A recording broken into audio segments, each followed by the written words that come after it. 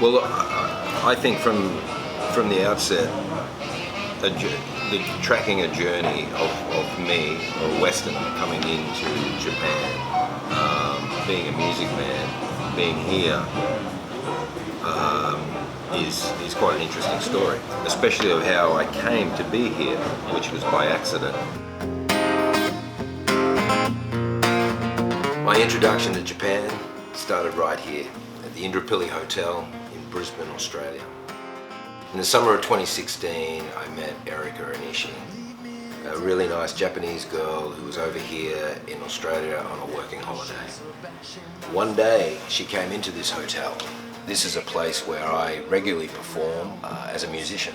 I play here. And she walked in one day and she seemed a bit lost. She was walking up and down the corridor. I happened to say to her, "Hi, how are you? Are you lost? Can I help you?" And she asked me a question. Do I know who the owner of the restaurant across the road from this hotel, do I know who he is? I said, "Why would you want to know that?" And she said, "Because he run me over." Some months ago, there was a traffic accident right outside on the corner of this hotel. Erika explained her story as she was walking across the road on a green walk signal. A car came round the corner on a red arrow illegally and ran her over.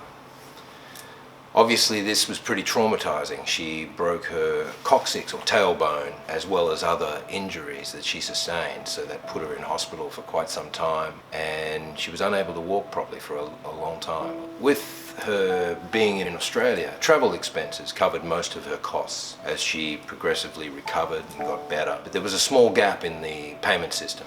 The account from the Australian hospital was sent to her parents in Nara, Japan. And obviously her parents, as any parents would, were freaking out. They were worried about their daughter, what was happening. So Erika was just trying to do what she thought was best and find the owner of the restaurant to see if he could please pay the remaining amount that was due. Now right here is where it gets really interesting and quite coincidental. So I suggested to Erika that we sit down because I have something to tell her. Weeks before Erika walked in the hotel and told me her story, that same man in the restaurant had an accident with me.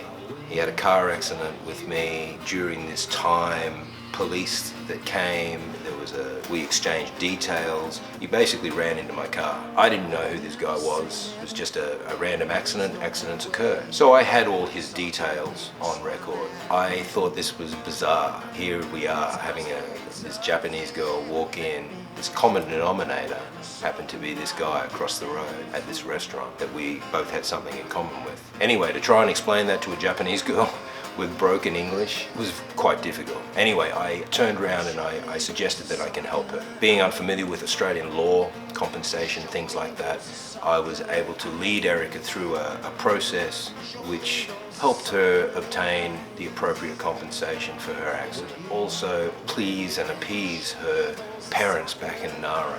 Consequently, they were extremely happy and thankful for what I'd done. And months later, invited me to Japan. So this was my introduction to Japan, and then everything from there changed. So I decided to take Erika and her family up on her invitation, very kind invitation, to go across to Japan. It was like another world opening up. It was incredible. They showed me Nara, introduced me to Osaka and Kyoto. It was terrific. From there, I came back to Australia, and there was something about Japan that I just loved. I couldn't explain it. I didn't know what it was. I just knew that I wanted to go back and explore more. So I did. I went back again. All these strange things started to happen, all these coincidences. I met a guy, a fellow Australian by the name of Bob, Aussie Bob, I call him, from a little place in Nishi Shinsaibashi, Osaka. He's a part owner of a restaurant, a little bar called Slices. Anyway, Bob and I would have a chat and get to know each other. And then what was really cool or interesting, blew my mind, was the fact that Bob actually lived just around the corner from me in Indooroopilly, back in Brisbane. So again, we were just sort of thinking, wow, this is pretty incredible. I explained my story, my background, you know, being a music teacher, being a musician here in Brisbane, and Bob said, you know, anytime you want to pick up the guitar and play a few tunes here in Slices, you're welcome to do it. I just thought, wow, what a great opportunity. I thought, yeah, why not? Play a few Western songs for fun and see if I can engage a Japanese audience, you know, from a non-English speaking position. Would be very interesting to do. There was also another gentleman by the name of Shimada Leiter. He was an older gentleman in his 60s. He'd been coming into Slices for a long time. He was a regular. He couldn't speak any English, and obviously I can't speak Japanese. But I knew he loved the music. He was a very nice gentleman, a very kind gentleman, you could tell that. And he tried to engage with me. I did as well, so we would have a couple of beers, kampai, together. We would try and talk, but I knew he loved music, and we would even sing together. So it was really cool to have met him. And that was my first introduction to him.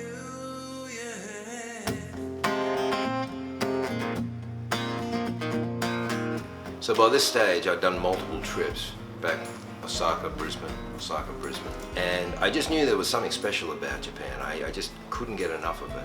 I even thought about establishing business there. So I was looking at different ideas, never even thinking about music, really. During this time, I would always use Slices as a hub, I suppose, to be able to go down and frequent if I needed some help with some translation, or if I needed Western conversation, I could do that. So it was very handy. And every time I'd go down there, I'd always run into Leiter-san once again. This nice gentleman who was, you know, had this quirky way about him. And every trip we were sort of getting to know each other a little bit more. I remember distinctly it was the 5th trip I had done, and I was in Osaka, and I'd played some music that night, and actually Leiter had Slices, and Leiter-san came up to me at the end of the show, and he said, "Mr. Paul, I'd like to have a meeting with you." So he suggested that he would invite his friend, Mr. Tad Ichimaya, to come along, who could speak very good English. And so we'd arranged to meet at Slices a couple of days later. So we moved from there, we caught a cab to the Sheraton in Osaka. Went up to the 21st floor, and this opened up into this beautiful place, you know, that's overlooking Osaka. It was a beautiful hotel. Tad and Leiter-san was sitting in front of me, and I was sitting here, a little bit like this on the couch. And they were talking, you know, Japanese, blah, blah, blah, blah, blah. Anyway, Mr. Tad leans into me and he says to me, "Paul, do you know what Leiter-san does?" "No, I don't really. I know he's a retired businessman. I know he's a music enthusiast. I know he loves music." But I said, "Not really, Tad." And says, "Well, Paul, he is a retired businessman, but he also has a little business which is still going. And that little business is a record business. He actually helps promote Japanese artists and musicians in Japan. He said he'd like to ask you a question, by all means. He said he would like to make you famous in Japan. How do you feel about that?" I think right then my brain fell out. I thought, what? This is crazy. I did just this. I leant back in the couch. I took a sip of my beer, and then I leant back again. And I said, "I feel pretty good about that." That was translated back to Leiter-san, blah, blah, blah, blah. Next minute, party time. That was another turning point right there for me in Japan.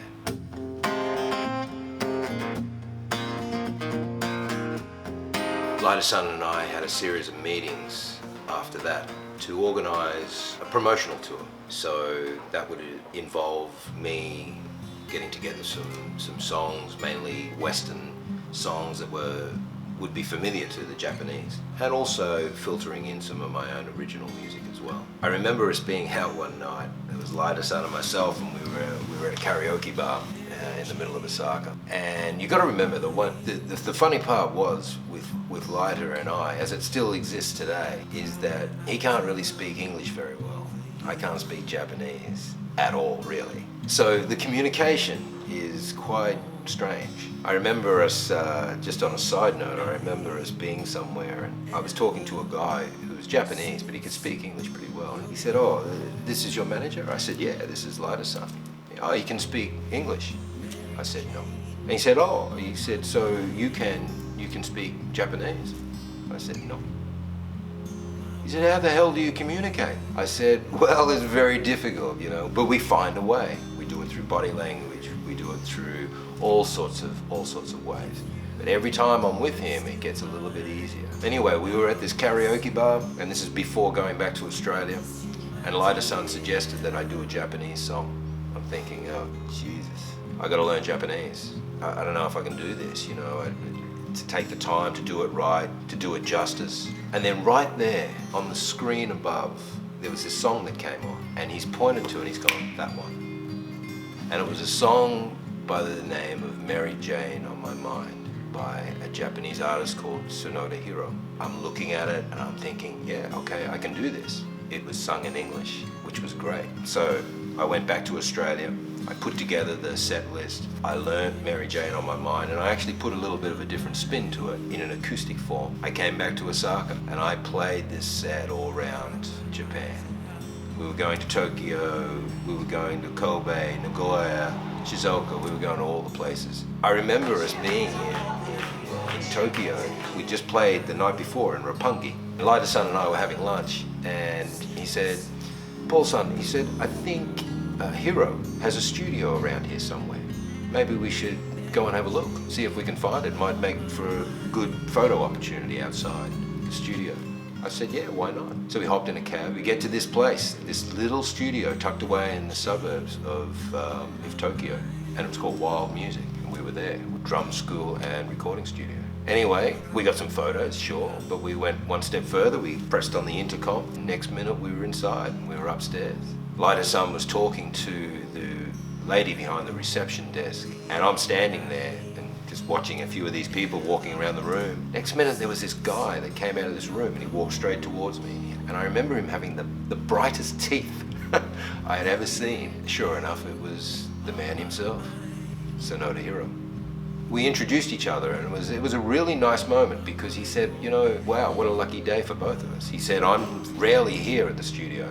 The good part was he could speak a bit of English. I remember telling him that I am singing his song, Mary Jane, on My Mind. And I remember him being very happy about that. He was so pleased that I was playing that in and around Japan. As I'm sure it would be a proud moment for anybody, any artist, having their music covered like that. It was just very coincidental that in the beginning, Lighter-san had pointed that song out. I went and practiced it, came back, played it throughout Japan. All of a sudden, here I am again, meeting the particular guy who wrote this song. The next tour was a little bit more involved. Lighter-san and I wanted to engage media a little bit more. I think Lighter's idea was to get me involved with radio, test the market out with a Japanese audience. So he'd organised an interview, a live-to-air interview with Kokoro FM in Osaka. Now, I'm no stranger to interviews, doing interviews in Australia or anywhere else for that matter, in a Western situation of English. But doing an interview in Japan was a bit tricky, because we've got a translator and everything's coming back, question to translator, translator to me, and then back round again.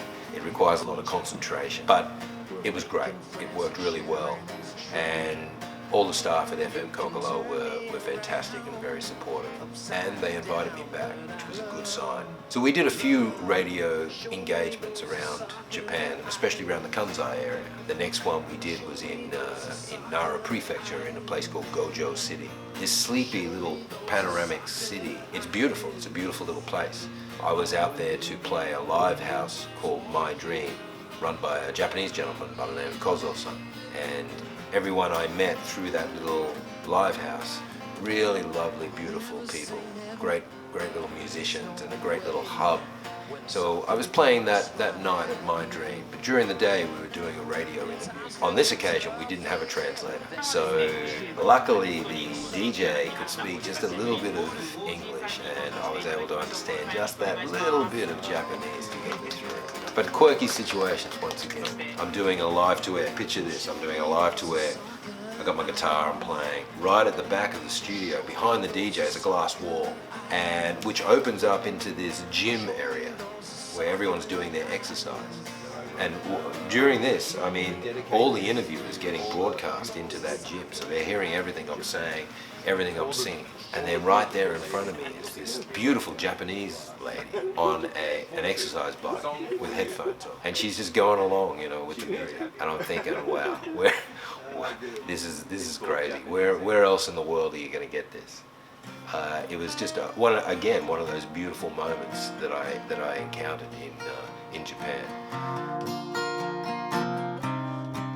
Yeah, we'll meet down on the corner. A beautiful hang way past your shoulder.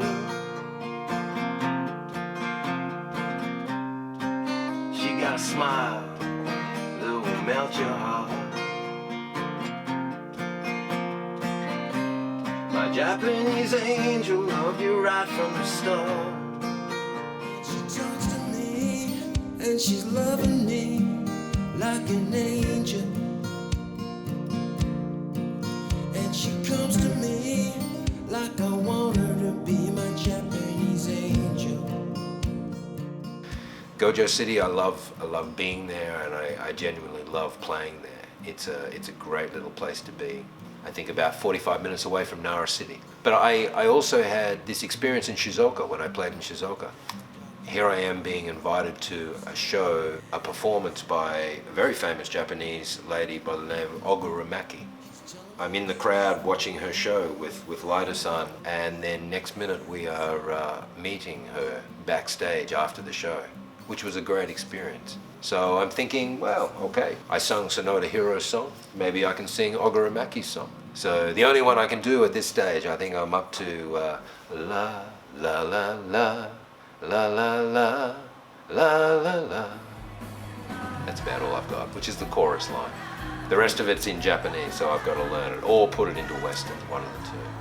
But I was very lucky to have met her as well. So once again, you know, all of these experiences that I'm having in Japan, I'm just being very blessed and very lucky, and a lot of coincidences along the way. Are you thinking about acting within the movie as yourself? I don't know. I was thinking about getting Brad Pitt, but I don't know if he'll pick up the phone. Well, look, the resemblance is uncanny. Well, that's right. No, Kevin Costner. Yeah, no, you can actually get away with Kevin Costner or Bruce Willis. Either or would work. Yeah. I've had Kevin Costner in the bar before. Well, not actually, but the barman, the Japanese barman, said, "Kevin Costner." I go, "No, I'm not Kevin Costner." He goes, "You are Kevin Costner." I said, "No, I'm not Kevin Costner."